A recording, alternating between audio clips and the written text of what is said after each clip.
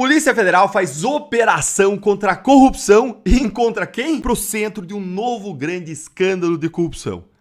Para tudo o que você está fazendo. Eu vou te mostrar uma notícia surreal. Bora então aqui direto pro primeiro ponto. O primeiro-ministro da Alemanha, esses dias, se queixou. Eu fui no Pará, mas eu voltei logo porque eu gosto mesmo de Berlim. Ele, na verdade, devia ter ido num boteco no Pará. Ele, na verdade, deveria ter dançado no Pará. Ele, na verdade, deveria ter provado a culinária do Pará. Porque ele ia perceber que o Berlim não oferece para ele 10% da qualidade que oferece o estado do Pará, cidade de Belém. Ai, pessoal, mais uma do Lula. Se já não bastasse a vergonha internacional que nós passamos pela falta de estrutura da COP30, o Lula agora, ele resolveu fazer um convite, para o chanceler alemão ir conhecer alguns botecos junto com ele. Lula, ele não é cachaceiro. O primeiro-ministro da Alemanha, esses dias, se queixou. Eu fui no Pará, mas eu voltei logo porque eu gosto mesmo de Berlim. Ele, na verdade, devia ter ido num boteco no Pará. Porque ele ia perceber que o Berlim não oferece para ele 10% da qualidade que oferece o estado do Pará, cidade de Belém. Lula, deixa eu te falar uma coisa. Aceita a crítica que a falta de estrutura de uma das principais capitais do país é culpa sua. É culpa sua e de mais ninguém. Sabe por quê? Porque o seu governo é uma vergonha. Você olha para tudo que não interessa para o Brasil e para o que realmente interessa, que é a população, que é a infraestrutura, que é o saneamento básico, que é cuidar do meio ambiente. Você não consegue ter nada além de narrativas. Belém, Lula, tem 57% das pessoas vivendo em favelas e somente 20% tem acesso a tratamento de esgoto. E você resolve chamar o chanceler alemão para conhecer a infraestrutura dos botecos. E isso que você faz, Lula, é o retrato de uma irresponsabilidade sem fim. Porque se nós estamos precisando falar de segurança jurídica, estamos precisando, é porque nós vivemos um estado de insegurança jurídica. Porque onde há segurança jurídica, a gente não precisa ficar falando toda hora de segurança jurídica. Na própria decisão do Marco Civil da Internet, nós criamos restrições sem lei. Isso se chama ativismo judicial. É isso, não tem outro nome. E os próprios colegas têm defendido o ativismo judicial. Eu não defendo. Eu não defendo.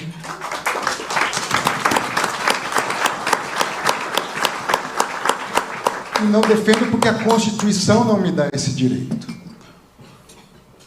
À luz do artigo 5º e à luz do próprio artigo 2º, que coloca 3 poderes independentes e harmônicos. E onde começa o poder de um, ele se termina quando começa o poder do outro. E o poder do legislativo é legislar, do executivo é executar, e do Supremo é julgar. De acordo com o quê? Com as leis. É isso. Muito obrigado. Ministro André Mendonça, agora a gente parte para... Eu quero saber como que a imprensa vai tentar esconder esse escândalo, essa bomba que aconteceu hoje. Eu tenho certeza que eles vão tentar, até porque se eles publicarem isso, os donos dessa imprensa podem ser presos. Mas aqui você vai ouvir o que realmente aconteceu. Hoje, o dono do Banco Master foi pego fugindo, num avião particular, num jatinho, e foi preso pela Polícia Federal.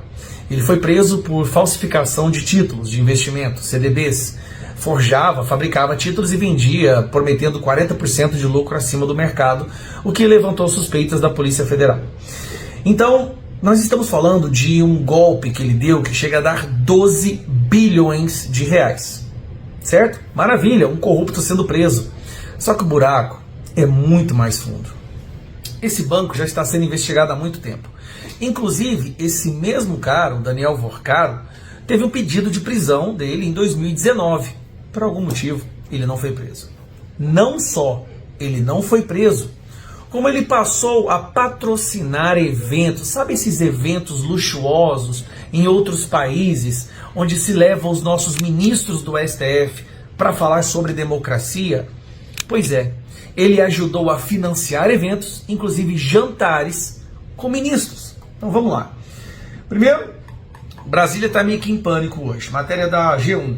PF vai expor os tentáculos políticos do Banco Master e assusta Brasília. Investigadores dizem que as operações envolvendo o banco foram fechadas por pressão de autoridades, como governadores e parlamentares. Será que foram só governadores e parlamentares? Vamos dar uma olhada nisso aqui, ó. Com ações no STF e no STJ, Banco Master patrocina eventos com juízes. Isso aqui foi em 27 de abril do ano passado. Ele patrocinou um evento, tá? E nesse evento, que foi o primeiro Fórum Jurídico Brasil de Ideias, que aconteceu em Londres, esse povo adora ir para fora do Brasil para falar sobre democracia. Sabe quem que falou lá? Quem foi convidado a palestrar? Gilmar Mendes, Ricardo Lewandowski, que é o nosso ministro da Justiça, que saiu em defesa do narcotráfico e impediu que uma ação contra o narcotráfico acontecesse. Aliás, recusou a participar da ação. Jorge Messias, o cara que o Lula quer colocar no STF. O mesmo cara que ficou sabendo do roubo do INSS e não fez nada durante um ano para proteger o irmão do Lula. Mauro Campbell, vai estar lá, Alexandre Cordeiro, e mais embaixo, olha só, Alexandre de Moraes, na época presidente do TSE. Alexandre de Moraes participando desse evento, que legal. Então nós temos pessoas aí de grande cacife, né, aparentemente, participando desse evento. Tem mais? Vamos dar uma olhada. Até o Daniel Vorcaro também falou, né? Só que depois tem que ter um jantarzinho, né, galera? E no jantar tá aqui, ó, exclusivo. Banco de ex-investigado pagou jantar com ministros do STF em Nova York. Sabe quem participou desse jantar? Alexandre de Moraes, Gilmar Mendes, Roberto Barroso, Luiz Roberto Barroso, que infelizmente saiu do STF, e o Ricardo Lewandowski. Tem até a fotinha aqui do Lewandowski chegando no jantar, que gracinha, né? Esse cara, então, ó, registros obtidos pela coluna mostram que o banco de Daniel Vorcaro encomendou ao Fazano um banquete para 150 pessoas. O restaurante, que não costuma funcionar na noite de domingo, foi aberto especialmente para esta ocasião. Bebida à vontade, Chardonnay, Montesino, vodka, tequila, whisky Johnny Walker Black. É curioso como que um cara que era o responsável por um gigantesco esquema de golpe, de fraude, chegando a 12 bilhões, é um amigo próximo de jantar, de financiar, de patrocinar eventos para ministros do STF, do STJ e do ministro da Justiça. Ah, Gustavo, acabou? Não. Veio o problema, o banco teve que se defender. Quem que eles contratam para defender o Banco Master? Banco Master contratou mulher de Alexandre de Moraes.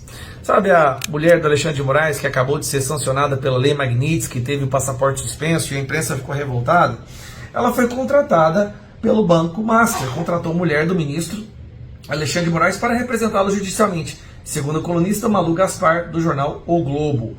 Desde que foi anunciado, o negócio entre as duas instituições tem gerado polêmica, já que há dúvida sobre a sustentabilidade a longo prazo do Banco Master e o BRB é um banco público, porque o BRB, um banco público, estava querendo comprar o Banco Master. O Banco Central teve que intervir e falou assim, opa, não vai fazer isso não, tem alguma coisa errada com esse banco.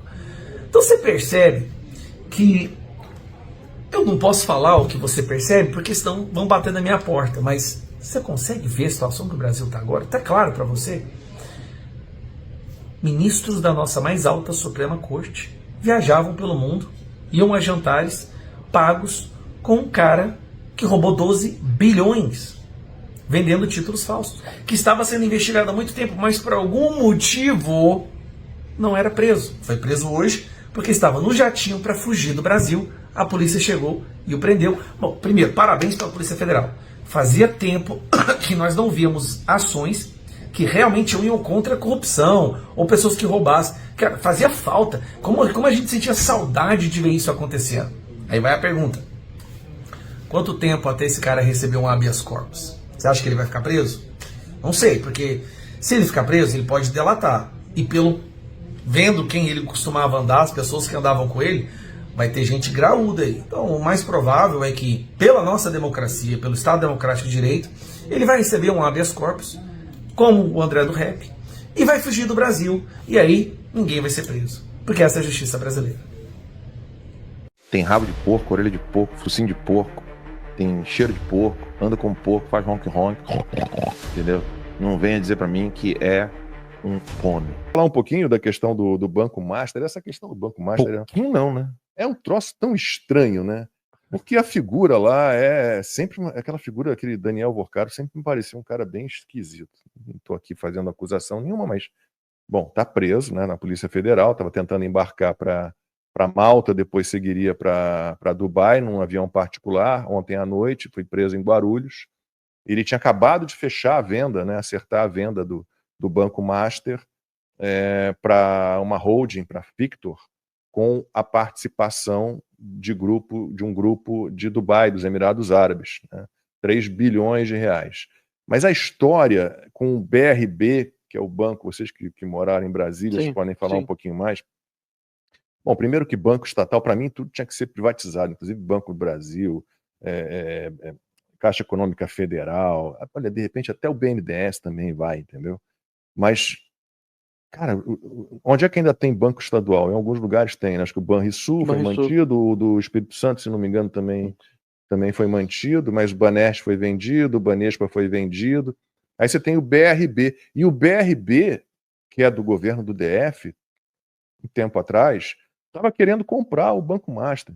E aí o presidente do BRB, que está aqui nos Estados Unidos, está de férias, está fazendo um estudo aqui, está em Harvard, ele foi afastado também, porque agora querem investigar. Por que o BRB queria comprar esse banco, que é todo encalacrado? Agora você lê a reportagem e fica assustado.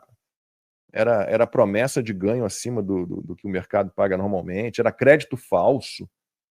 Cara, se tudo for confirmado, era uma falcatrua atrás da outra. Atrás da outra. Pra quebrar um banco, né, Lagão? Meu Deus, cara, tem que ser céu, bom, né? Cara, sei lá, né? Acho legal ter sido preso pela PF, né? Isso indica muita coisa. Né? Porque quem é que estava querendo fazer reserva fiscal e financeira nos países árabes? Sancionado pela Lei Magnitsky. Alexandre de Moraes, eu falei aqui. Quem era advogado do Banco Master?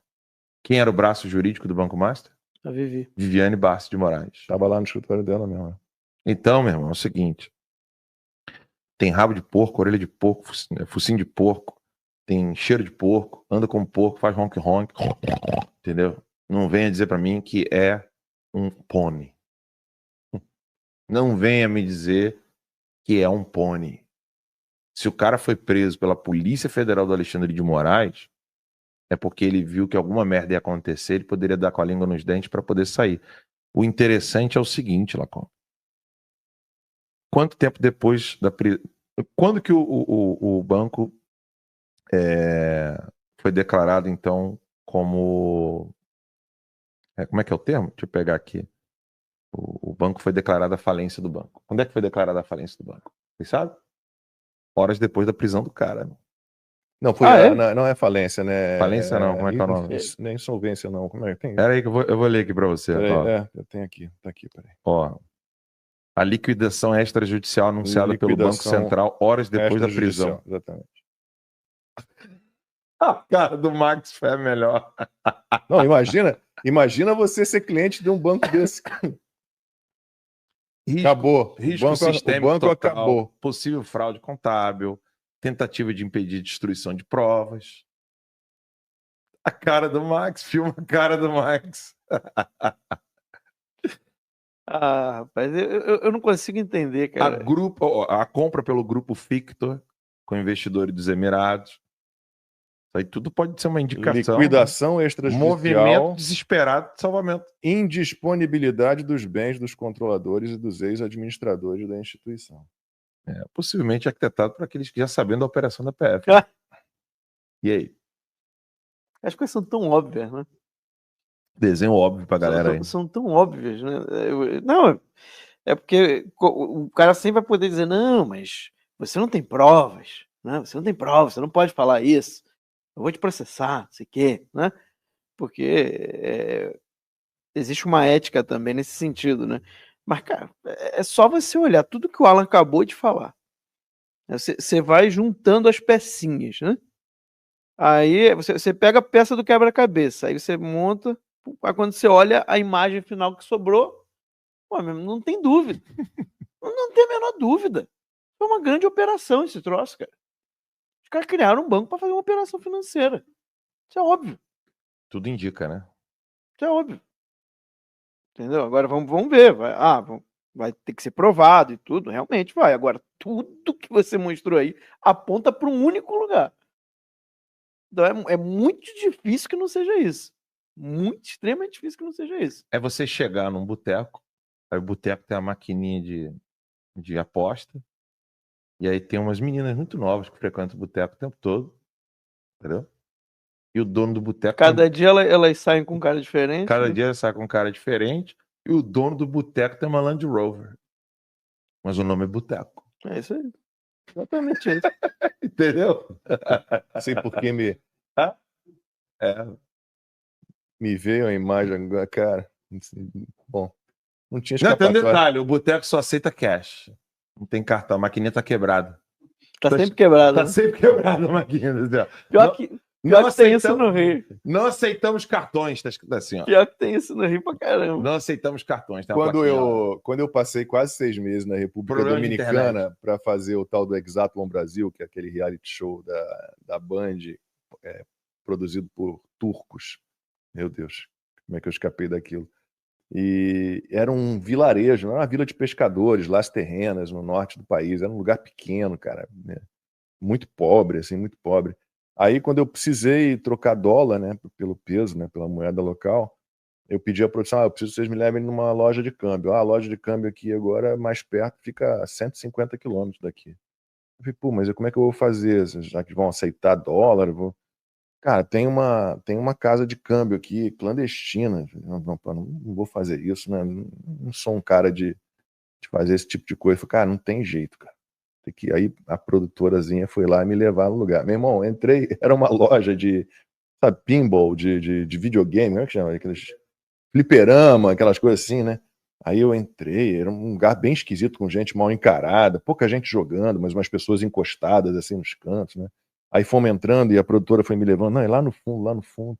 Aí bateu numa porta, aí veio um cara super mal encarado, coisa de filme, sabe? O cara super mal encarado olhou, aí falaram lá rapidinho. Entrei, aí sentei à mesa, aí daqui a pouco veio um coroa, mal encarado também. Quanto? Eu falei, trocar $100. O câmbio é tal. Cara, me sentia... Isso é que nem vender ouro no centro da cidade do Rio de Janeiro. Me senti um bandido, cara. Me senti um bandido. Eu nunca tinha feito nada tão assim desse jeito, cara. Foi horrível. Dois comentários eu sou muito superchat certinho, cara. Dois comentários de superchat que eu gostaria de ler já agora. O pra não Pedro esperar falou até que o final. o Pedro teve lá comigo. Trocar dólar em Las Terrenas era top. Filme de ação. Era isso, era 007, cara. Nossa senhora, meu irmão. E não tinha escapatória. Ou você trocava ali com um maluco lá no fim da loja de fliperama, com o capanga dele ao lado, assim, te olhando mal encarado, meu irmão, ou você pegava um carro e ia andar 150 quilômetros para conseguir trocar. Na casa de câmbio legalizada. Olha, isso aí que você está descrevendo, tirando o fato dos 100 quilômetros, parece muito trecho entre a estação de Nova Iguaçu e Comendador Soares. É a beira da estação todinha que você falou. Cara, eu queria ter feito... Quem é da Baixada sabe o que eu tô falando. Cara, Baixada Fluminense é em peso aí no chat. Eu queria ter feito um ensaio fotográfico só das motocicletas, das pessoas andando de moto nesse lugar. Sem sacanagem. Eu vi mulher amamentando e pilotando moto. Eu vi nego com galinha, com porco. Galinha, isso já é mais comum. Lá tem um negócio muito comum, cara, que é o cara vai na moto e tem uma armação de madeira, um monte de pão. Isso aí que você... Um monte de pão, não sei porque aquela moto fica em pé, cara. Então, agora você está descrevendo... Família inteira numa moto. Mãe, 3 filhos. Então, agora você está descrevendo o pós-Comendador Soares. Aí chegando perto de Austin. Que aí, não, essa cena que você está falando aí, você saiu de Nova Iguaçu, foi para Comendador Soares, que é Morro Agudo, na peridade de Morro Agudo. Comendador Soares, aí pós-Comendador Soares, indo para Austin, é isso aí que você está narrando. Mas se tu virar um pouco pro lado, saindo da linha do Japeri, você vai para Belfort Roxo. Aí é quase assim. Quase como você está falando aí. Las Terrenas.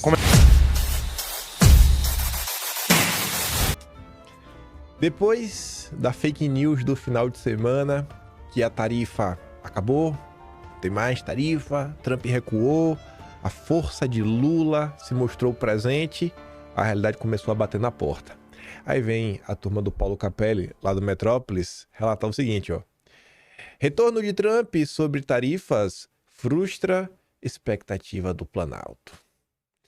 O Palácio do Planalto, ou seja, Lula, não está satisfeito com a redução de 10% anunciada pelos Estados Unidos a alguns produtos brasileiros. Como a coluna informou, o governo Lula enviou um documento de reivindicações aos Estados Unidos na terça, dia 4, mas boa parte das questões colocadas ainda permanece sem resposta. E mais, a imprensa noticiou que sim, foi enviado algum material por parte do governo Lula, mas a coisa está tão secreta que ninguém vazou nenhum conteúdo. O Jamil Chad foi o único que falou que estava na mesa, discussões sobre Big Techs, mas sem entrar muito nos pormenores. Segundo o embaixador envolvido nas negociações, o Brasil aguarda retorno em relação às tarifas aplicadas pelo governo Trump sobre carne bovina, açúcares e equipamentos de engenharia como metais. Diplomatas brasileiros demonstram frustração com a demora. Integrantes do Planalto afirmam que Lula está frustrado com o andamento das discussões e planeja ligar diretamente para Trump nos próximos dias para tentar reverter a sobretaxa de 40% e revogar a Magnitsky aplicada pela Casa Branca contra Moraes. O chanceler Mauro Vieira se reunirá até o final deste mês com o Marco Rubio e com o responsável pela área comercial dos Estados Unidos, o Jamieson Greer. Também está prevista a participação do ministro da Fazenda, Fernando Haddad. Ainda em relação aos Estados Unidos, não diretamente ao Lula, mas de um amigo de Lula, a Raquel Krahenbuhl, a correspondente da Globo em Washington, aquela jornalista que sempre tenta fazer perguntas para o Trump sobre o Brasil, fez um seguinte tweet. Hoje no Salão Oval, Trump não descartou mandar tropas para a Venezuela e diz que ficaria orgulhoso de lançar ataques no México. Aspas, faremos o que for preciso para acabar com as drogas. Essa fala circulou nas redes sociais, não vou dar play porque não está dublada, está em inglês, tem legendas. A turma do The Incorrupt postou, Trump sob ações na Venezuela. Eu não descarto nada. Eles jogaram centenas de milhares de pessoas no nosso país. Não sou apaixonado pelo povo que governa a Venezuela. Não estou falando sobre o povo venezuelano. Então, a tensão segue aumentando. Enquanto isso, ontem eu até vi o vídeo. Eu já tinha visto, mas vi por outro ângulo. A Globo já tinha publicado, mostrei ontem. Aí eu vi por outro ângulo a turma cantando Imagine, que era o ângulo que, em vez de mostrar o Maduro, mostrava meio que o povo. Ai. Voltando a falar de Brasil e Estados Unidos, o Paulo Figueiredo ontem publicou aqui essa imagem, como vocês podem ver, sobre o 26º Congresso Nacional do Ministério Público. E como palestrante confirmado, temos aqui Dom Pedro III, com a realização do CONAMP, outros grupos ali que eu não consigo ler, com apoio institucional do Ministério Público, do Distrito Federal, FMP, não sei o que lá, Brasil. Aí, parceria estratégica, está ali a turma da Abralatas, BioID, Abralatas que ajudou aí no lobby, na reforma tributária, para algumas questões verdes. Arnaldo Jardim que o diga. E aí você vê que um patrocínio da Ambipar, mesmo em volta aí em confusões nos últimos tempos, a Febraban. Aí eu me pergunto, o que financia a Febraban, né? A Febraban é uma federação. O que financia a Febraban? É uma pergunta boa, né? Quem financia, rapaz? Porque a Febraban já é financiada por alguém e a Febraban resolve financiar esse tipo de coisa. E você vê ali embaixo alguns bancos, né? Banco do Brasil, Nordeste, Caixa, BNDES, né? É o próprio governo brasileiro. E você ainda vê, né? A PicPay, que é ligado, se eu não me engano, até os nossos Rockefeller brasileiros e a Coca-Cola. Aí o Paulo Figueiredo fala o seguinte: o governo dos Estados Unidos, especificamente o OFAC, não é tão ágil quanto gostaríamos na hora de aplicar as penalidades àqueles que violam as sanções. E estamos trabalhando também nesta direção. Mas, apesar de tardar, raramente eles falham. E eles já estão cientes disso daqui. Porque você tem um evento com uma pessoa que foi sancionada por violação a direitos humanos, que conta com patrocínio de empresas que operam nos Estados Unidos. O que é que vai acontecer? Não sei. Mas normalmente é tudo que o Paulo Figueiredo e Eduardo Bolsonaro prometeram, eles entregaram. Falando aí de patrocínio, né? A gente tá falando desses eventos. A Folha de São Paulo vem nos falar essa aqui acho que de várias coisas que aconteceram. Tipo, censura é muito esperado, né? Não querer trabalhar para classificar facções criminosas como terroristas, para mim também isso é bem esperado. Mas acho que a coisa que eu mais esperava do governo Lula, assim, de longe, era isso daqui. Verba da SECOM para o governo Lula se promover supera a de campanhas de utilidade pública. Isso aqui, para mim, é a cara do governo Lula. Gastos escandalosos com propaganda e marketing. Para a imprensa falar bem deles, né? Você paga a banda, então você escolhe a música. Aí a Sarita fala, né? Cadê o Ministério Público junto ao TCU? O Ministério Público junto ao TCU, sem brincadeira, se vocês colocarem exatamente a frase, você começa, Ministério Público junto ao TCU, você só coloca isso e você começa a ler as notícias. 85% serão ações do Lucas Furtado, o homem é uma máquina. É o Randolfo Rodrigues, né, do Ministério Público, mas ele simplesmente desapareceu. O Lucas Furtado parece que resolveu se aposentar, tirar umas férias depois do governo Bolsonaro. É o tipo de coisa que ninguém tá nem aí, e o TCU também não tá nem aí. Já vi a Júlia Zanata e o delegado Ramagem representarem o desgoverno por campanhas que violam o princípio da impessoalidade. Está na hora de repetir a dose. A Renato publicou aqui, né, 2 notinhas, 2 bullets sobre essa questão. Verba da SECOM para o governo Lula se promover para campanha de utilidade pública. Fatia de verba na SECOM para comunicação institucional sobe para nível recorde de 57%. A Renato comenta, a SECOM virou exatamente o que todos previam. Um megafone oficial dedicado a promover o próprio governo. Em qualquer outro cenário, isso já teria virado CPI, pedido de auditoria, manchete diária. Aqui basta trocar o nome de autopromoção por comunicação institucional e tudo passa sem contestação. E aqui tem um gráfico com esses valores, inclusive fala de valores recordes. E a verba está em milhões e você pode ver, né? Desde que o Lula assumiu, só aumentou. Em 25 aumentou muito. Imagine como é que vai ser 2026. E esse valor aqui é o valor autorizado hoje em orçamento, né? Vai que até o final do ano aí não tenha um pouquinho a mais, né? Uma gordurinha extra. Aqui é aquela típica questão que a gente aponta o dedo porque a gente sabe que é o Lula. Tá se autopromovendo, tá fazendo politicagem. A gente olha nessa questão aqui de forma um pouco mais madura. Não é olhando sobre... sei lá, o quão ruim isso aqui é pro Brasil. Mas olhando o seguinte, né? Você é político. A política se faz fazendo política, né? E se faz muito com comunicação. Quando você olha para trás, 2019, 2020, 2021, 2022, você vê que o governo Bolsonaro, principalmente 2020, a época do fique em casa, talvez o ano que Bolsonaro mais foi atacado, Bolsonaro e seu governo, e com mentiras. Foi o ano que o governo menos gastou com a parte de marketing e propaganda. Isso daqui, muito, era por conta daquele pensamento da direita de reduzir gastos ao extremo, estado mínimo, tudo mais. Aí eu pergunto para vocês, será que esse dinheiro realmente, né, precisava ser poupado? Porque os poucos canais de comunicação que nós tínhamos eram as próprias redes sociais de Bolsonaro e algumas pessoas que divulgavam, e o povão ajudando.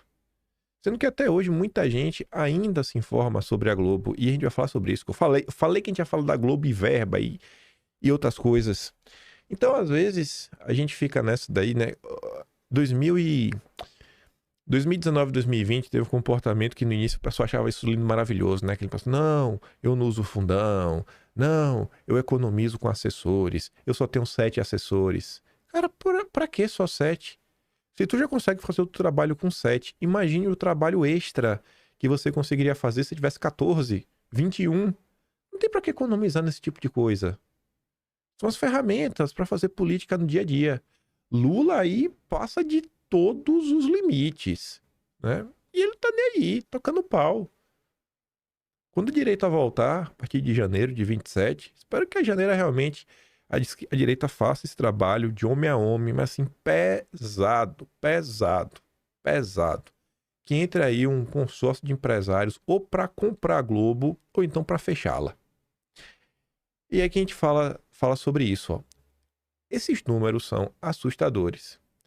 Levantamento do PP revela Lula forte entre telespectadores da Globo. Isso aqui a gente já sabe. A gente já viu várias pesquisas da Quest, eu mesmo já trouxe em vídeo, que mostrava sempre daqueles gráficos, né? Por onde você costuma se informar. E quando você vê o gráfico das pessoas que costumam se informar pela TV, vocês veem que elas costumam votar no Lula. Isso está nas pesquisas da Quest. Essa pesquisa aqui nova, ela traz outra informação. Entre as pessoas que assistem o Jornal Nacional, ou seja, não é mais uma pesquisa sobre quem se informa pela TV. Aqui é especificamente sobre a Globo. E você, inclusive, entende os programas. Quem assiste o Jornal Nacional, 79,3% disseram ser favoráveis à reeleição do Lula. Será que a propaganda está sendo bem feita? 8 a cada 10 brasileiros que assistem o Jornal Nacional querem reeleger o Lula. É pura propaganda. Lavagem cerebral. No público do Domingão com Hulk, 69,4%, 7 em cada 10 defendem mais um mandato. Entre os espectadores de Ana Maria Braga, 53,4% afirmam que Lula deve continuar no cargo. A Globo é o braço de sustentação do governo Lula, isso é inegável. Falando dela, para minha surpresa, e aí quando esse tipo de coisa acontece, né, você fica sem entender, repercute exatamente que as pessoas ficam sem crer que a Globo, que sustenta o governo Lula, mente o quanto for necessário, deu destaque para a turma da ONU criticando o governo brasileiro. A ONU critica o governo brasileiro por falhas na estrutura e na segurança da COP30. A Casa Civil respondeu que tem atendido a todos os pedidos da ONU e que reforçou o policiamento. Sem sombra de dúvidas, o maior legado positivo do governo Lula é a COP30. Nunca vimos tantos jornalistas serem maltratados, roubados, tem nem água no banheiro para dar descarga no cocô fedorento. Assaltado também. Tá maravilhoso. Comida cara, comida ruim. Sensacional. Foi a melhor coisa que o Lula fez. Aí a CNN repercutiu também, né? Em carta, a ONU critica a organização da COP e pede melhorias. Episódio que deflagrou a reação da ONU foi a invasão de manifestantes na Blue Zone, área oficial de negociação da conferência. Lixo, geradores e cheiro de diesel. O lado B, nada sustentável da COP30. Ontem eu me deparei com um vídeo, que é um ônibus aí plotado, COP30, tava em algum lugar lá em Belém. Aí esse ônibus tava parado, e a COP é da sustentabilidade verde. Gente, na frente desse ônibus, lixo pra tudo que é lado. Assim, na rua aí de um bairro qualquer, deve ser do motorista. Mas lixo no meio da rua, né? Lixo acumulado. E tentando vender pro mundo que não, que o Brasil, a Amazônia. Acho que por conta desse cenário insalubre, o primeiro-ministro, né, o chanceler alemão, o Merz, ele protagonizou um lindo episódio que foi digno de ver os petistas chorando nas redes sociais. O Merz, inclusive, é um aliado dos petistas, né? A turma lá da social-democracia alemã. Chanceler alemão diz que todos ficaram felizes por deixar Belém. Ninguém queria voltar, ninguém queria ficar nem mais um segundo. Friedrich Merz fez uma comparação depreciativa entre Brasil e Alemanha durante discurso no Congresso Alemão do Comércio na última semana. Ao exaltar o ambiente econômico alemão, Merz afirmou que todos os jornalistas que o acompanharam em Belém durante a cúpula, né, da COP30 teriam ficado contentes por retornar à Alemanha após o fim do evento. Aí tem vídeo, né? Perguntei a alguns jornalistas que estiveram aqui comigo no Brasil na semana passada quem gostaria de ficar aqui. Ninguém levantou a mão. todos ficaram contentes por termos retornado à Alemanha, especialmente naquele lugar onde estávamos. Como é que... Ah, sério, mas eu não aceito quem diverge de mim sobre isso. A COP30 foi a melhor ação do governo Lula. Conseguiu maltratar jornalista e até o social-democrata alemão. Tá lá o vídeo também no Metrópolis, tá ele lá falando, tá legendado. Vocês conseguem achar aí na internet. Manda lá no Telegram, qualquer coisa. Na semana passada eu perguntei a alguns jornalistas que estiveram aqui comigo no Brasil: quem de vocês quer ficar aqui? Ninguém levantou a mão. Todos ficaram felizes por termos voltado para a Alemanha, principalmente por termos saído daquele lugar onde estávamos. Ainda falando de COP, vou começar a caminhar para o próximo tema.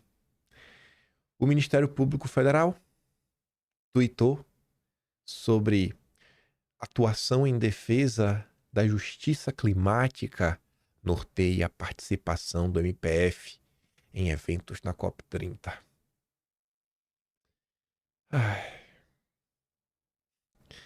MPF e justiça climática, né? Esperando os posts de indignação do Deltan. Não virão.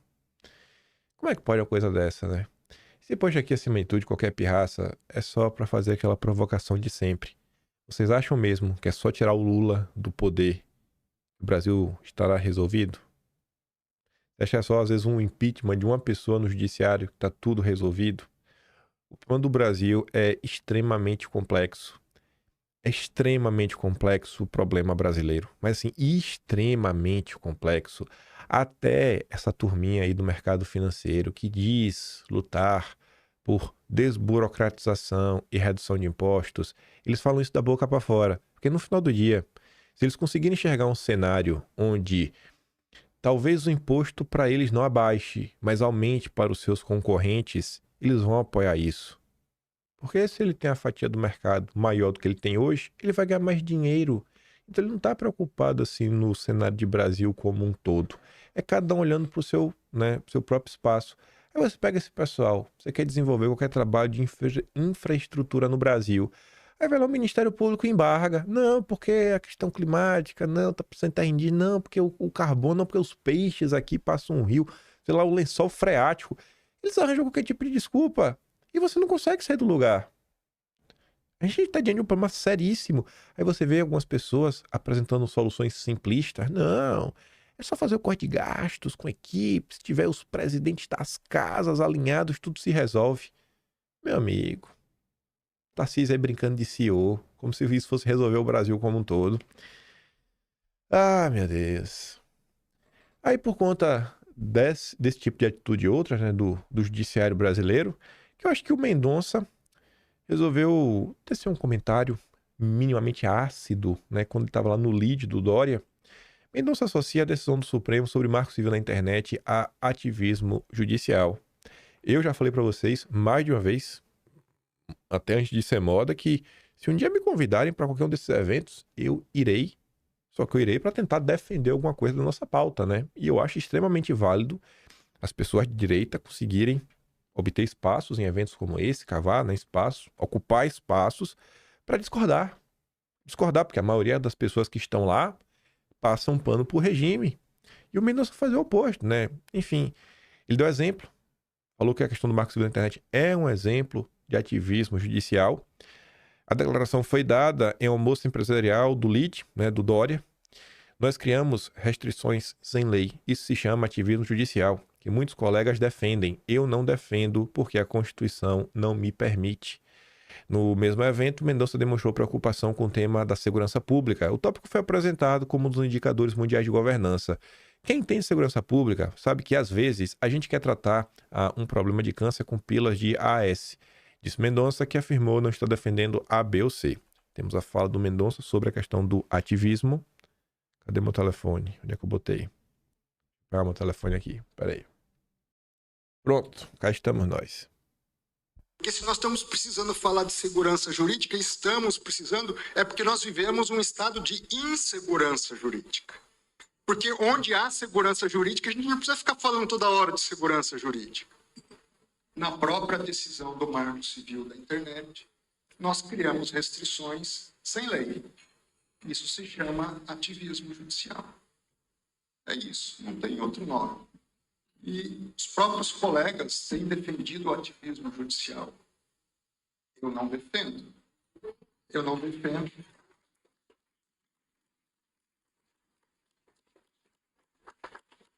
Não defendo porque a Constituição não me dá esse direito.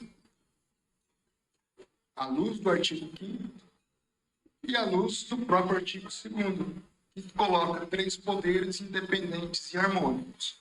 E onde começa o poder de um, ele se termina quando começa o poder do outro.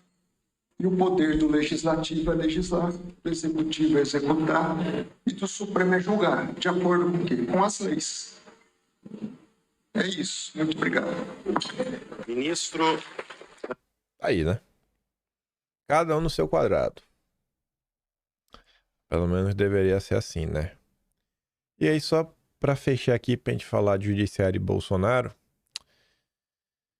O Supremo classifica nível de sigilo. Informações sobre movimentação de processos deixam de ser públicas. Corte retira da página na internet andamentos de alguns inquéritos com base em uma resolução do ex-ministro Roberto Barroso. Parece que o Barroso não gosta muito de transparência, né? Mas vai falar pra ele isso, ele vai falar que você é mentiroso. O bicho sai, mas deixa a sua obra. Mas vamos continuar falando do Supremo, só que agora em relação a Bolsonaro. A situação aí, né? Tá daquele jeito que vocês sabem.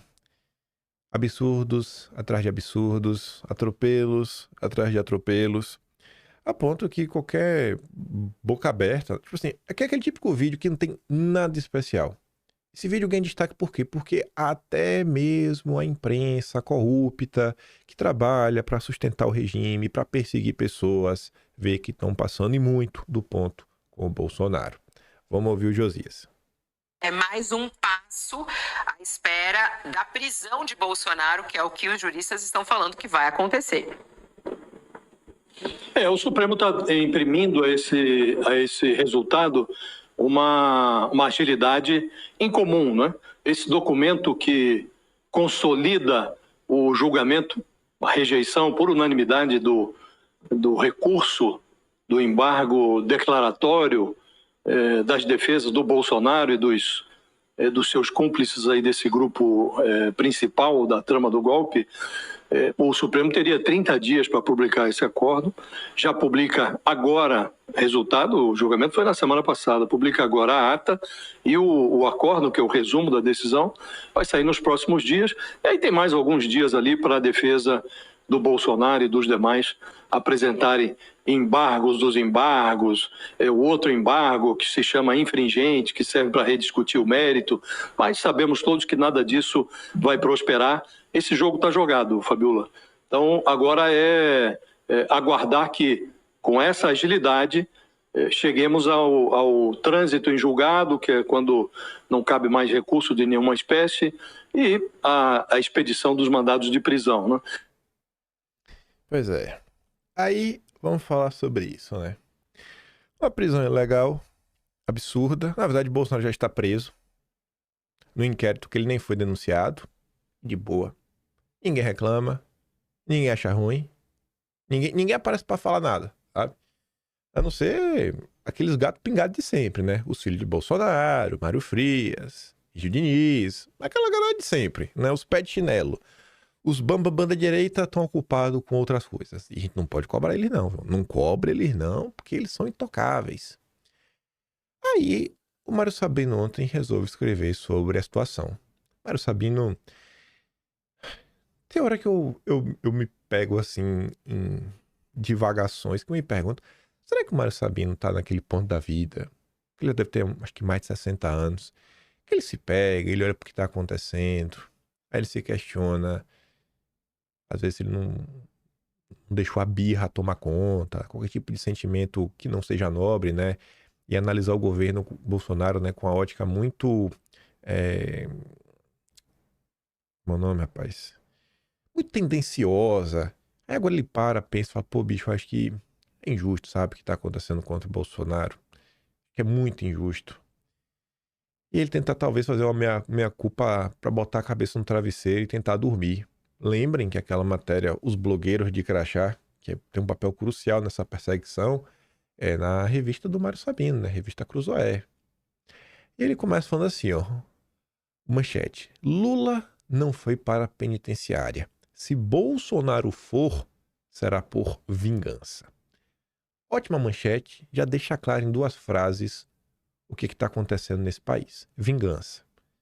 E eu ainda fico me perguntando assim, vingança pelo quê, gente? O que foi que o Bolsonaro fez? Ah, eu sei. Bolsonaro infernizou a vida dessas pessoas. Mas por quê? Porque ele colocou o exército, a polícia, ele usou do aparato estatal de perseguição para tornar a vida dessas pessoas um inferno? Não.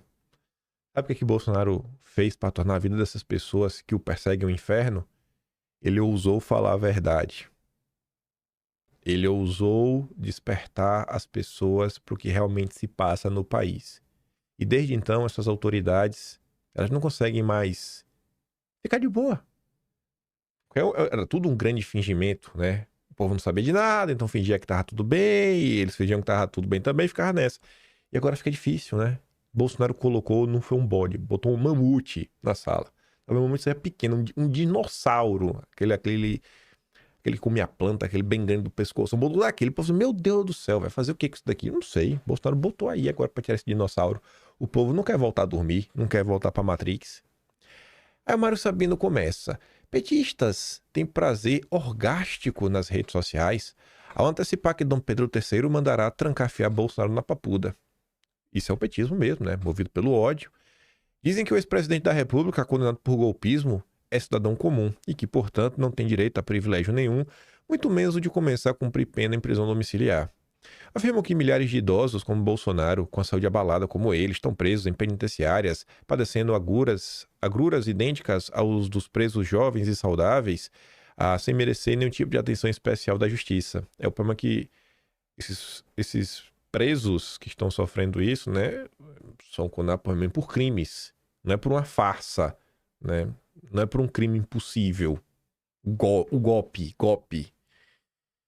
Curiosamente, os petistas se esquecem que o seu chefão, condenado por corrupção e lavagem de dinheiro, isso sim, não viu o sol nascer quadrado de uma cela da penitenciária. Lula ficou preso em uma sala da Polícia Federal em Curitiba, com banheiro privativo e outras benesses distantes das reservadas a prisioneiros comuns.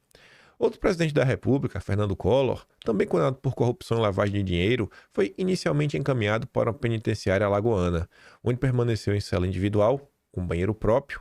Collor, no entanto, foi hóspede penitenciária durante apenas 7 dias. Até o Supremo lhe concedeu direito à prisão domiciliar por motivo de idade e de doença. Por que Collor não foi diretamente para a prisão domiciliar? A justificativa transitou entre a lei de execução penal não permitir, a jurisprudência dizer que ele só poderia ocorrer em casos excepcionalíssimos e o lenga-lenga de ser uma discussão complicada e coisa e tal. Como se 7 dias de cana em penitenciária satisfizesse qualquer preceito legal, francamente, e não somente a hipocrisia de mostrar, veja só, meu povo, que a lei de execução penal é para todo mundo, para dar um exemplo para a nação. A verdade é que, em caso de prisão de ex-presidentes da República e de outros peixes graúdos, reina a discricionariedade não nos limites da legalidade absoluta, mas nas larguezas das interpretações de ocasião que são a marca do nosso judiciário. Ater-se ao que está escrito literalmente no texto da lei ou ao que determina a jurisprudência mais restritiva será, assim, um tratamento dispensado a inimigo. Se Bolsonaro for para uma penitenciária e lá permanecer por mais de uma semana, não será porque a lei vale para todos no Brasil. E na mesma medida, cascata evidente, ou porque golpismo, controvérsia é um crime mais grave do que roubalheira, né, como se alega desde já. Não, vai ser por vingança. E o crime que Bolsonaro cometeu, o sofrimento que Bolsonaro impôs a essas pessoas, é a verdade. É a verdade. É como se fosse o sol por um vampiro, né? Ele não suporta. O alho, ele não suporta. Bolsonaro apresentou a verdade.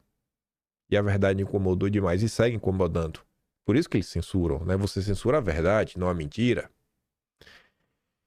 Quem surpreendentemente resolveu falar sobre o mesmo assunto, primeiro que Bolsonaro nem deveria ser preso, mas já que tá falando sobre isso, né? Tá falando do absurdo que é a questão de pensar em mandá-lo pra Papuda, foram os golpistas do Estadão. Nem os golpistas do Estadão conseguem defender esse tipo de coisa.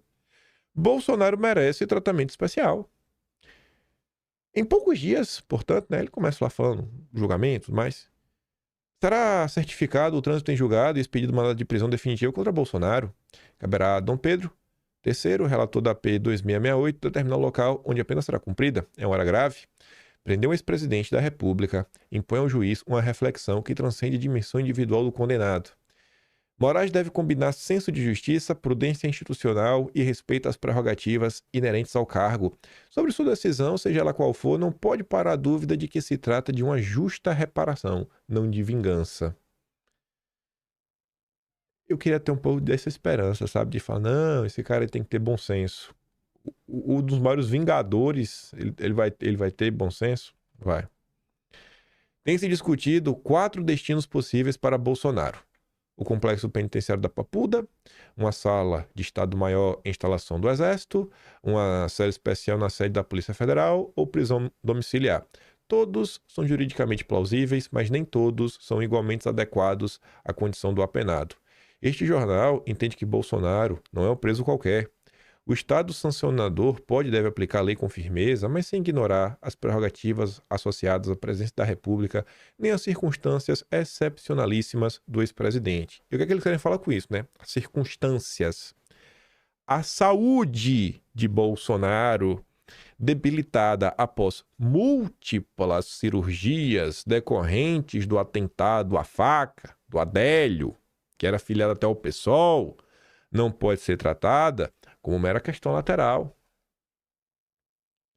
Mas será mesmo que é para fazer justiça? Onde é que está a justiça em todo esse julgamento? Até agora eu não sei cadê a prova que liga Bolsonaro a 8 de janeiro. Eu ficaria muito feliz se alguém me mostrasse. A fragilidade... Aí o Estadão vai, né? Ainda que seus apoiadores a tenham explorado politicamente, a fragilidade de Bolsonaro é real e impõe cuidados médicos contínuos, difíceis de serem prestados num sistema penitenciário reconhecidamente falho. Prender um ex-chefe de Estado e de governo na Papuda, uma das prisões mais degradadas do país, seria imprudente, pois poderia precipitar uma crise de contornos imprevisíveis, caso o agravamento do quadro clínico de Bolsonaro, sobretudo fatal, ocorrer sob custódia do Estado. O Estado não vai levantar para vai matar Bolsonaro na cadeia, né? Rapaz, fica parecendo às vezes que esse é o objetivo, viu? Há precedentes claros na história recente do país. Lula cumpriu 580 dias em cela especial na Superintendência da PF em Curitiba. Collor, também condenado, está em prisão domiciliar humanitária graças a uma concessão do mesmo Dom Pedro III, à luz da comprovação de graves doenças de que padece incompatíveis com a vida no cárcere. O caso de Bolsonaro se enquadra nessa situação. Ademais, a prisão domiciliar, além de adequada à sua condição clínica, não é indulgente. Nenhuma privação da liberdade o é. A democracia brasileira não será aprimorada com o martírio de ninguém, ao contrário. Só tem a ganhar quando o judiciário demonstra que sabe punir com firmeza, mas também com magnanimidade, pois é assim que uma república civilizada trata os seus criminosos. Condenado por um crime que não cometeu, uma prisão ilegal, tá preso de forma ilegal, ainda querem matar o cara. Esse é o Brasil. Esse é o Brasil. Aí, venha ficar com raiva comigo. Olha que equipe. Márcio Bittar, Isalci, Damares e Girão. Na tarde de hoje, realizamos uma visita técnica na Papuda, representando a Comissão de Direitos Humanos do Senado para verificar as instalações do complexo penitenciário para onde pretendem enviar o Bolsonaro. A Edson fala assim, rapaz, tu posta isso como se fosse um gesto nobre, né? Quase altruísta. Quando na verdade só assim, ó. Olha, Bolsonaro, chegamos ao limite. Não há mais o que possamos fazer. Queremos o seu bem, mas estamos, né, te deixando para trás. Não se preocupe. Ao menos tentaremos garantir que sua celinha seja bem confortável, para você poder morrer em paz. Vocês só sabem, né, se apoio, quando não custa nada, está tudo tranquilo. Esses são os senadores brasileiros. Esses são os senadores brasileiros. E aí, sei o que reclame, viu? Ah, gente, não dá. Não dá. Não, vamos ver aqui se a cela tá confortável pro Jair. A Pamela vem falar assim, ó, senadores visitando a Papuda para saber se tem condições de receber o Bolsonaro é o cúmulo do absurdo. É endossar a decisão mais injusta e ilegal contra o presidente, né, contra o Jair. Vocês deveriam visitar os conselhos de classe, visitar os lobistas do agro, visitar Faria Lima, mostrar a carta do Trump, expor as condições que podem libertar o Brasil do tarifaço, Jair Bolsonaro e os presos doidos políticos das amarras da opressão judicial, né? Bater a sola do sapato para gastar, né, até não aguentarem mais andar. Mas vocês preferem andar até o caminho de validação do regime qual vivemos. Eu tô revoltada com isso, eu também. Ninguém quer se mover, ninguém quer cobrar ninguém, sabe? Ninguém quer usar o seu apoio. O que tem de gente aí que quer ver Bolsonaro é morto, não é preso não. Aí você vê o tratamento dado ao Eduardo. A mesma linha. Segundo a Luísa Martins, Supremo quer concluir a ação contra Eduardo antes da eleição. Aí Dudu diz, né? Quem poderia imaginar, né? Permita-me explicar. Democracias modernas, arrojadas e pujantes, têm seus tribunais alinhados com o timing político-eleitoral. Isso não é perseguição política, é mutação constitucional para garantir a democracia, né? É o relatório, cumpra-se. Por unanimidade, Supremo torna Eduardo réu por atuação, né? Aí o Dudu também diz, ser chamado de réu num país onde esta mesma Suprema Corte que me processa solta bandidos é motivo de orgulho. E o que celebram essa notícia são pobres de espírito, frutos de sua própria ignorância. Que Deus tenha piedade, né? Aí vamos lá. Não só falar de más notícias. Tem algumas notícias boas também. Renato compartilhou a ele mesmo a notícia do dia 27 de outubro, foi um tweet que ele falava ali pro alto, né? O resultado das eleições argentinas e o desempenho pífio do partido de Macri deveriam ser entendidos como um recado ao Centrão. Que o quê? Que o povo tá cansado do Centrão. O povo quer direita, não Centrão. Direita. Centrão não. Direita. Direita. Não é Ciro Nogueira e Tarcísio. É direita. Jair Eduardo. Nada de cadeirudo. Nada de CEO. Direita. Aí, temos agora mais uma eleição. Com o mesmo padrão. O Centrão sendo chutado e a direita indo para o segundo turno. Comunista Jara e ultraconservador Cast vão disputar o segundo turno da eleição no Chile. Isso deveria preocupar quem, no Brasil, tenta comandar a direita sem representá-la. O Centrão pode descobrir tarde demais que seu suposto capital político era apenas tempo de televisão e trânsito no Planalto. Quando o eleitorado quer ruptura com o sistema, influência de bastidor não converte em voto. Aí o Estadão, hoje também, resolveu comentar sobre o Chile. A editorial bem ok. Passou aí pelos principais pontos. O julgamento dos chilenos. O Chile cravou, no primeiro turno das eleições, um recado inequívoco. A direita, não é a centro-direita, a direita avançou em todos os tabuleiros e a esquerda sofreu sua pior derrota em décadas. Não se trata necessariamente de uma guinada ideológica, mas certamente de um julgamento severo sobre 4 anos de insegurança crescente, estagnação econômica e expectativas frustradas após o estalido social de 2019. A eleição não enterra o progressismo, mas expõe o seu esgotamento momentâneo. Mais ou menos lá a questão dos Estados Unidos também, né? O Biden perdeu, Kamala, mas calma. Não é também essa certeza do fim dos wokes. Janete Jara chegou ao topo da esquerda, mas com um teto duplo, para crescer. O seu Partido Comunista, não é conspiração, ela é do Partido Comunista, e do governo do Boric, cuja desaprovação expressiva contaminou sua candidatura. A coalizão governista permaneceu unida, mas incapaz, né, de expandir a sua base. O eleitorado que em 2021 votou por mudança, agora vota para corrigir o que considera um desvio. A calibragem social-democrata veio tarde e incompleta. A economia segue anêmica, a segurança se deteriorou, a promessa de novo pacto social desmoronou após 2 processos constituintes fracassados. Quando você olha para isso, olha para o governo Lula, é o mesmo cenário, né? Economia anêmica, segurança ruim, né? Não tem pacto social, não teve união e pacificação. O desempenho de Jair é, sobretudo, um veredito sobre a gestão Boric. Do outro lado, o conservador Cast não só sobreviveu à multiplicação de candidaturas rivais, lá não quiseram. A união da direita não veio no primeiro turno. Ele consolidou-se como líder de um campo direitista que, somado, supera metade dos votos. A centro-direita tradicional encolheu.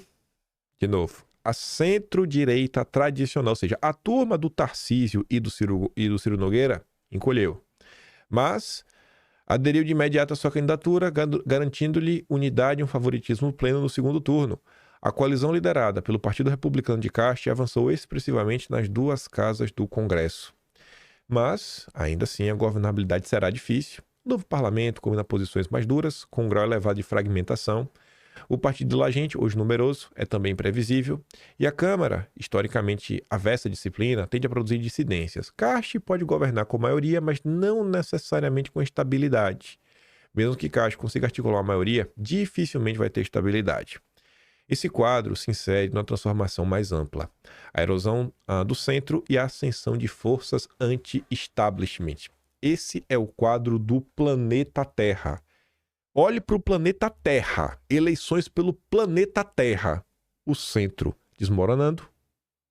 E na maior parte dos países que o centro ainda consegue respirar, ele faz o quê? Ele se alinha com a esquerda. Seja que o Macron se uniu com a esquerda, seja o Partido do Centro-Direita lá de Portugal, que se uniu com o Partido Socialista. É sempre assim.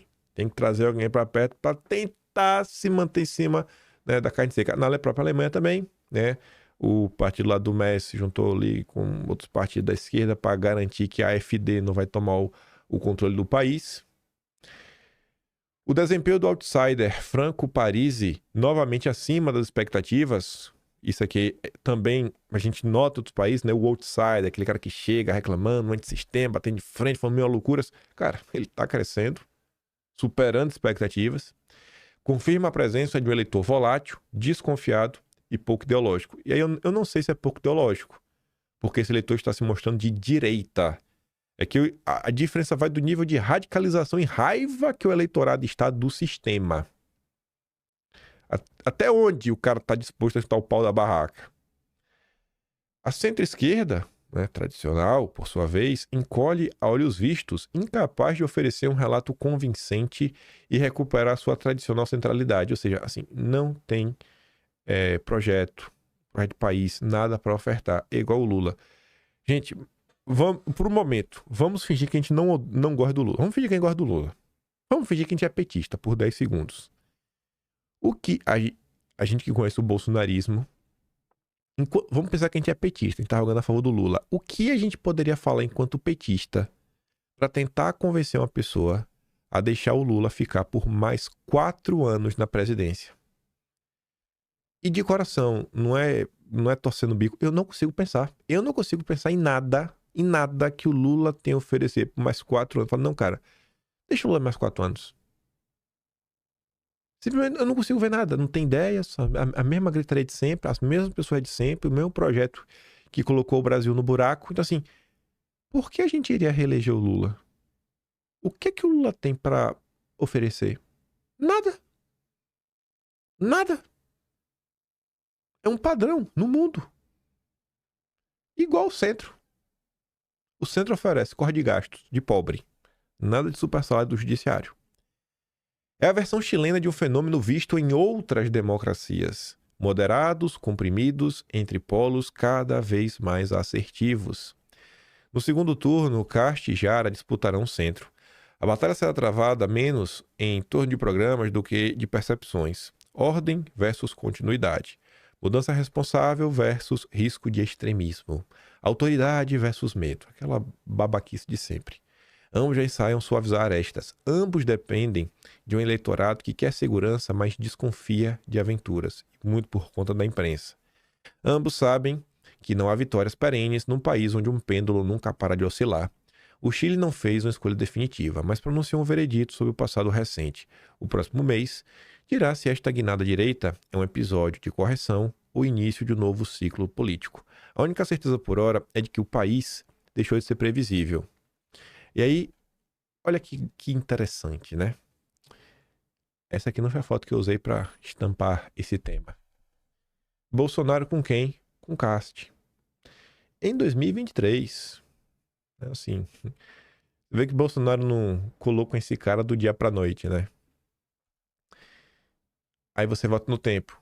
2022, um ano antes. Quem que tava lá com o Cast? O Dudu, rapaz. O Dudu, né? O Dudu tá demais, viu? Agora, no CIPEC, evento conservador, né? Mais importante do mundo. Com os futuros presidentes da Argentina e do Chile. Se fosse fazer uma legenda, né? Eu acho que é pra falar o seguinte, né? Os futuros presidentes da Argentina, Chile e do Brasil. E eu vou falar uma coisa pra vocês. Não sei quanto tempo eu vou durar na profissão de jornalista. Talvez um dia o povo se canse de mim. E eu não vou ficar falando pras paredes, né? Mas se eu não precisar parar de trabalhar, se eu continuar trabalhando por mais 10, 20 anos, eu cobrirei a posse de Eduardo Bolsonaro como presidente. Ah, Supremo, inelegível. Beleza. Se tornar Eduardo Bolsonaro inelegível por 8 anos, por 10 anos, por 20 anos, não importa. Pode anotar isso. Eduardo Bolsonaro, gostem vocês ou não, este cara será presidente do Brasil um dia. Pode anotar isso. E eu falo com isso na base de uma coisa muito simples. Você olha assim o passado, com todas as críticas que eu tenho por fazer, eu tenho certeza que se tem alguém que já fez críticas olho no olho, duras e muitas vezes nem eram construtivas, mas, enfim, né, direta no ponto, pro Eduardo fui eu, e ele sabe disso. Ele sabe muito bem, mas ao mesmo tempo você olha, bicho, Eduardo fez os movimentos certos ao longo do tempo, ele conseguiu construir algo realmente sólido, orgânico, sendo quem ele é, sem precisar muito de algazarra, lacração. Eu nunca vi Eduardo contratando uma equipe de marketing para fazer vídeos muito elaborados, nem nada, sabe? O que Eduardo normalmente fala é o que ele tá ali, cara, não tem muita produção nem nada, e tá aí, cresceu, conquistou um passo importante.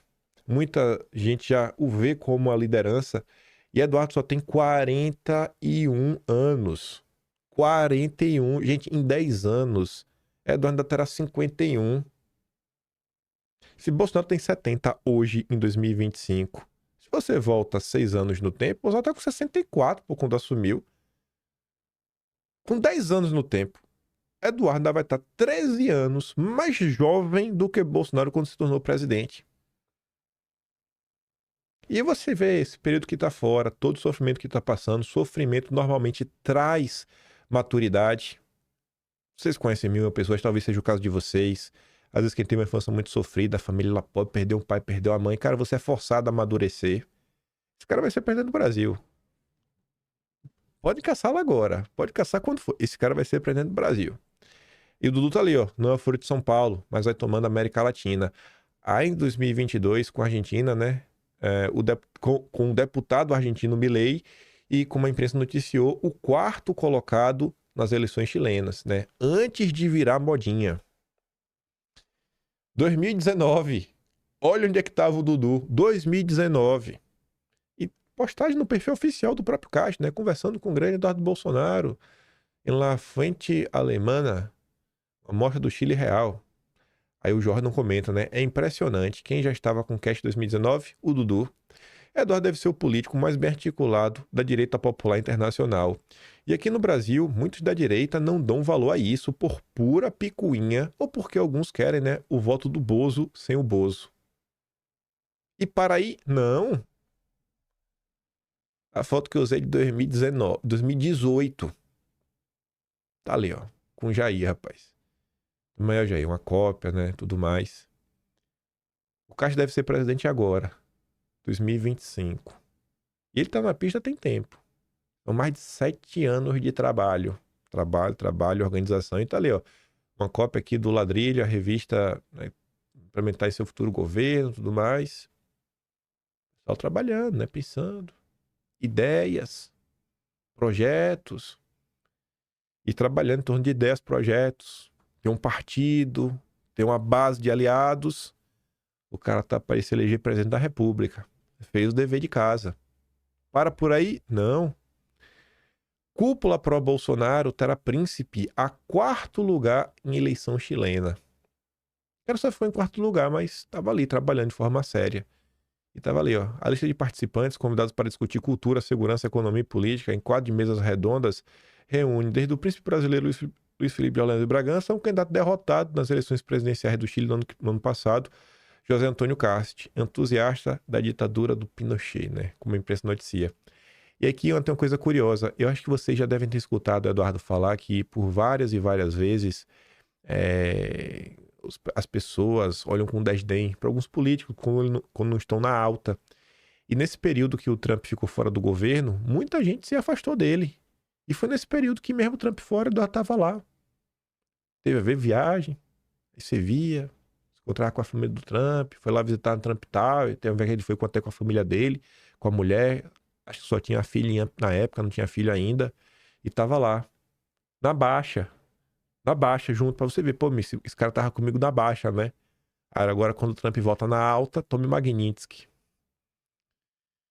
Aprenda, jovem. Toda caminhada de sucesso passa pelo desdém, humilhação, pessoas fracassadas atirando pedras para defender os seus interesses mesquinhos.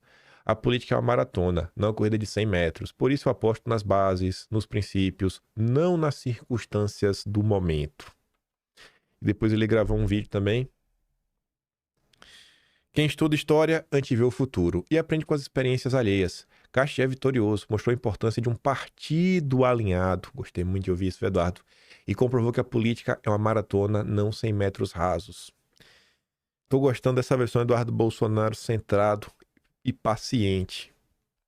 Aqui para El Salvador, mas queria falar de um assunto importante com vocês. Se você olhar para a história, todos os países das Américas, mais ou menos, no mesmo período, tendem a tomar os mesmos destinos políticos, seja com relação à independência, então, a referência a períodos de regime militar também.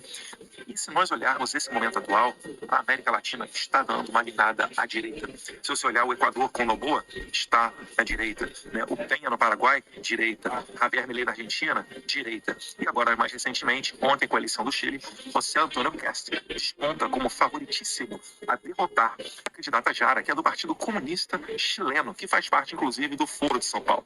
O importante destacar aqui é o seguinte: José Antônio Cast, além de ser mais um possível presidente que participou do CIPEC Brasil anteriormente, quando ninguém conhecia, vale a pena falar do seu histórico. Ele foi senador e começou um partido político que antes era um movimento, o Ação Republicana. Depois virou o Partido Republicano. As suas bases colocaram frutos adiante quando do plebiscito para a nova Constituição chilena. Tiveram 2. O último, recentemente, o seu partido fez a maior bancada.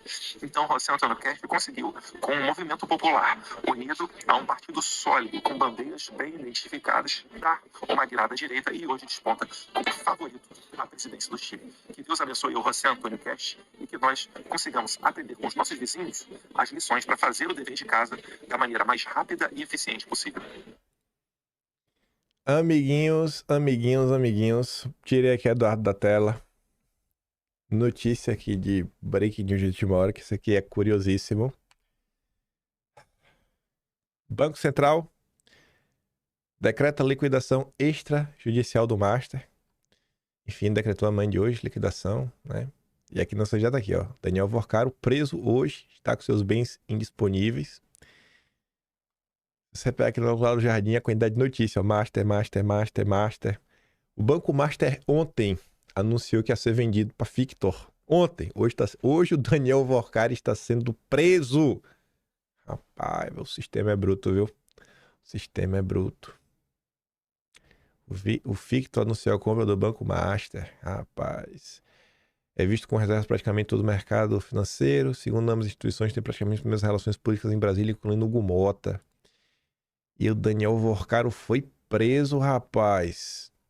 Tá doido, viu? Cadê? Peraí. Deixa eu ver aqui se na coluna de política se ganhou destaque pra prisão do Vorcaro. Não. Deixa eu ver aqui só um negócio então. Vou botar aqui, ó. A notícia da prisão. O cara foi preso, bicho. Que viagem, não tenho pena nenhuma, mas só acho tudo muito curioso. O timing das coisas no Brasil. A PF prendeu agora há pouco Daniel Vorcaro. Sua prisão foi determinada pela Justiça Federal de Brasília, na ação que outros mandados de prisão sendo executados pela PF. A prisão ocorre menos de 24 horas depois de uma confusa e surpreendente operação de venda do Master ao desconhecido grupo Fictor. Foi unânime o descarto que a Faria Lima olhou o negócio, inclusive pelos traços em comum que unem ambos. Uma das possibilidades em jogo mais repetidas ontem, depois que o negócio foi anunciado, era a de que Vorcaro queria ganhar tempo. Como assim? Vorcaro teria entregue nas mãos do BC a avaliação de venda de um banco cheio de problemas, ou seja, algo que demandaria tempo. Enquanto isso, o tempo passaria. Vorcaro já repetiu a mais interlocutor que a situação do Banco Master no BC melhoraria muito a partir de 30 de dezembro, porque acabaria o mandato do Renato Gomes. Ele considera a voz mais inflamada contra o seu banco da instituição. Só que não deu tempo. A PF chegou antes. Matéria em atualização. Sistema é bruto. É cobra comendo cobra. E eu quero ver pra onde vai aí, a tropa do Centrão. Eita! Quero ver se também o Vorcaro vai ficar preso muito tempo, viu? Vocês lembram quem é que trabalha pro Daniel Vorcaro, né? Você lembra quais bancas do judiciário brasileiro já contratou? Essa movimentação aí, na minha rápida percepção, eu só vi isso aqui porque o amigo me mandou um negócio aqui. Na minha rápida análise, o que eu vejo é que, com medo de algum tipo de risco, talvez até endêmico, pela essa compra e venda, o Master não tá tão bem assim. Você inclusive declarou aí liquidação extrajudicial. Eu acho que a Faria Lima apertou os botões que comandam o Brasil, né? Os homens que comandam o Brasil, os homens do dinheiro apertaram os botõezinhos. Resolve aí que o negócio tá pegando. Ai, tá entendendo? Cara, eu preciso de um candidato. Para eu fazer campanha confortável, eu preciso de um candidato realmente antissistema que esteja disposto a bater de frente com a Faria Lima. Mas vamos lá. Tinha mais coisa pra falar no vídeo de hoje, mas a gente vai terminar aqui. O flautista de Genebra, que está em Genebra por hora, fez uma matéria muito bacana, falando assim, né? Ultradireita avança por controle de órgão de direitos humanos nas Américas. Na vida, vamos pensar em temperatura. Temperatura. Porque todo mundo conhece temperatura, né? Como é que funciona a água? Até a água só borbulha quando ela chega em 100 graus. 99 ela não borbulha. Tá ali, tá quente. Borbulhar só a partir de 100. Por quê? Porque é assim, velho. Ainda é isso. E ela fica lá, você aumenta e tudo mais, né? A água e tudo mais. Tô botando aqui o básico. Não me vem com mudança de cenário, de temperatura, pressão e volume, que não é isso daqui que se trata. Na política, gente, se a gente tá na esquerda, pra gente chegar na direita, tem todo um processo de gradação. E o que a gente vem observando, pega, inclusive a questão anterior, né? A gente falando aqui como a direita antissistema vem crescendo no mundo, com amplo apoio popular, e o centro, para tentar permanecer no poder, vem se agarrando à esquerda, mas isso não está sendo suficiente. O Jamil traz mais um desses claros exemplos de mudança de era. Uma manobra política e diplomática ameaça deixar a Comissão Interamericana de Direitos Humanos sob controle de movimentos ultraconservadores. Pela primeira vez em décadas. Nunca antes na história do mundo vimos um cenário como esse. A esquerda sempre dominou. Aquela comissão lá da turma do Vaca Vila Real, do OEA e tudo mais. Enfim, formada por 7 comissários, a entidade ligada ao OEA pode ter uma composição inédita, com a maioria de seus membros vindo de movimentos ligados à extrema-direita ou grupos mais conservadores. A renúncia de um de seus especialistas nesta semana abre a possibilidade para que a ala progressista fique com apenas 3 vagas contra 4 para aliados de governos da ultradireita. Ultradireita, extrema-direita, ultraconservador, meu Deus. Nos últimos 2 anos, o movimento conservador pela região passou a considerar uma infiltração na entidade como um ato estratégico. O governo de direita falou, cara, a gente tem que ocupar espaço até no OEA, tem que ocupar tudo. Aos poucos, portanto, países liderados por grupos de direita passaram a apresentar como candidatos, né, para a comissão nomes que poderiam servir a esse propósito. Um momento decisivo foi a eleição, ainda no primeiro semestre, de Rosa Maria Payá, filha de um dissidente cubano, para uma das 3 vagas na comissão. Ela foi apresentada ao cargo pelo governo do Trump, que fez intensa pressão sobre os governos da região. Entre os brasileiros, a visão de que Payá seria uma potencial articuladora da extrema-direita e representará o governo Trump dentro da CID. O governo americano, portanto, ampliará sua capacidade de influência dentro do órgão regional, que também depende financeiramente dos Estados Unidos para algumas de suas missões. O apurou que as gestões dos Estados Unidos por Payá envolveram articulações com países, principalmente os mais vulneráveis, e ameaças de cortes de recursos para programas, caso o governo optassem por evitar a candidata do Trump. Um experiente observador em Washington admitiu que a vitória de Payá é uma péssima notícia para a região. Ela será representante do maior doador e pode acabar tendo uma voz desproporcional na entidade. A comissão corre o risco de se tornar antessala de Marco Rubio. É mesmo, é? Rubio, de fato, foi um dos primeiros a comemorar, né, a eleição dela. A voz e o incansável trabalho de Payá em defesa da liberdade, da democracia e dos direitos humanos da nossa região são necessários agora mais do que nunca. Nova reviravolta conservadora. O que parecia ser um alívio que estava aí, porque o México colocou, manteve lá o 4-3 para os movimentos progressistas, durou pouco. Neste sábado, o órgão anunciou oficialmente a saída de um de seus membros, Arif Buchan, que foi acolhido para ser um dos juízes da Corte de Justiça do Caribe. Entre diplomatas, houve uma movimentação inicial de que isso poderia significar que o Brasil teria a oportunidade de apresentar uma nova candidatura. Uma consulta chegou a ser realizada com o governo da Guiana, país de Arif, neste sentido. Mas nesta semana, a Guiana decidiu lançar sua própria candidata, Trichala Persaud. Ela é irmã de Vindia Persaud, atual ministra de Temas Sociais da Guiana, e conhecida por suas posições conservadoras em defesa da família, tradição e cultura no âmbito comunitário hindu em Guiana, né? Como prática da tradição diplomática do órgão, o país que perde o seu indicado ao posto tem prioridade na escolha do novo nome. A chegada de alguém com esse perfil poderia levar a uma mudança de orientação da comissão, sintonizando-a mais com as demandas e valores do movimento conservador latino-americano. A aliada americana abandona a imparcialidade e aplaude a direita latina, né? Tudo que a CID fez, toda essa turma fez todos esses anos, o Vaca Villarreal estava lá nos eventos, né, do Diálogo Interamericano, com a turma do Soros. Aqui o Jamil Chad não reclama. Aí agora a Payá tá ali, ó. A foto de dependência dela ficou nítida.